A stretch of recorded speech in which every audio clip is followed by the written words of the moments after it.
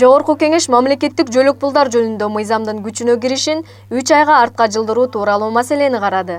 Эмгек жана социалдык өнүгүү министри Таалайкүл Исакынова баяндама жасап, мыйзам күчүнө киргенден тартып, аз камсыз болгон үй бүлөлөрдөн 30 миңге жакын балдар 2018 жылдын ичинде жөлөк пул алуучулардын тизмесинен чыгып калаарын билдирди. Белгилей кетсек, жаңы мыйзам боюнча 3 жаштан 16 жашка чейинки курактагы 3 жана андан ашык баласы бар үй бүлөлөргө ай сайын жөлөк пул дайындоо шартталган. 3төн аз балдары бар үй бүлөлөр жөлөк пул алуу укугунан ажырап калууда. Кыргызстан боюнча 30 миңдей бала ушу жөлөк пул алуучулардын тизмесинен чыгып калат экен. Бул жанагы жаңы кирген мыйзамдын 3-чү пособиянын 3-чү түрү бул 3-чү баладан баштап алат деген нормага ылайык болуп калып атат. Ошондо бүгүнкү күндө Кыргызстан боюнча 30 миңдей бала четте калып атат. Алар бүгүнкү күндө ошо жөлөк пул алуучулар үй бүлөдө ошо 3 балага чейинки ошол 1-2 балалуу үй бүлөлөр ошо четте чыгып калып атат. Жогорку кеңештин депутаты Алтынбек Сулайманов жөлөк пул тууралуу мыйзам популисттик болгонун айтып чыкты.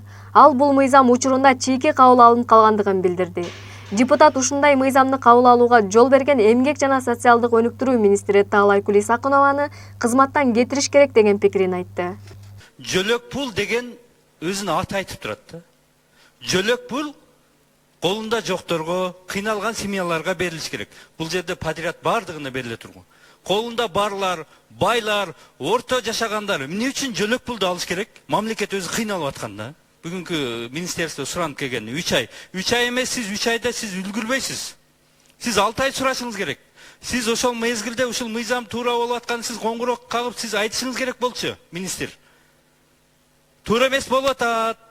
Урматтуу депутаттар деп, силер эмнерде келип туура болуп атат. Дегенсиңер мына эмне болуп атат, эми бүү болуп атат. Депутаттардын көпчүлүгү учурда 1 же 2 баласы бар үй бүлөлөр жөлөк пул алып жүрсө, эми жаңы мыйзамдын негизинде алар акча албай калабы деген суроонун тегерегинде талашка түшүштү. Белгилей кетсек, жакында ишке ашчу жөлөк пул жөнүндө мыйзамга каршылыгын билдирип, Нарын облусунун тургундары митингге чыгышкан эле. Анда чогулган эл ушул мыйзамды кабыл алган депутаттар эл алдына чыгып, жооп берүүсүн талап кылышкан. Ошондой эле Нарын облусунун тургуну Кенжегүл Усупбаева Азаттыкка берген маегинде мурда балдарына жөлөк пул алып жүргөнүн айтып, эми жаңы мыйзам күчүнө кирсе балдарымды кантип багам деп нааразычылыгын билдирди. 2 балам бар. 2 балама 2300 сом алчумун. Эми 2 балалуулар албайт экен пособиячы.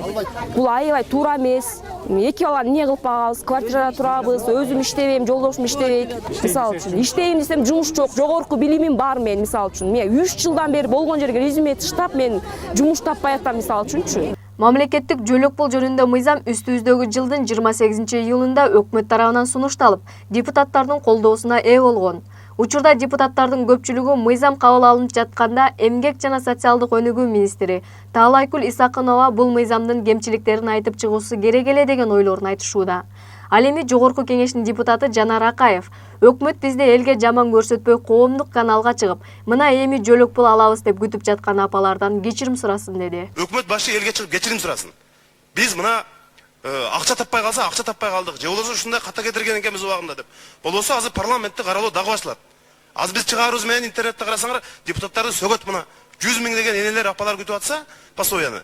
Мына бул депутаттар эми өздөрү кабыл алып, дагы артка жылдырып коюшу. Булар элди ойлобойт деп айтат.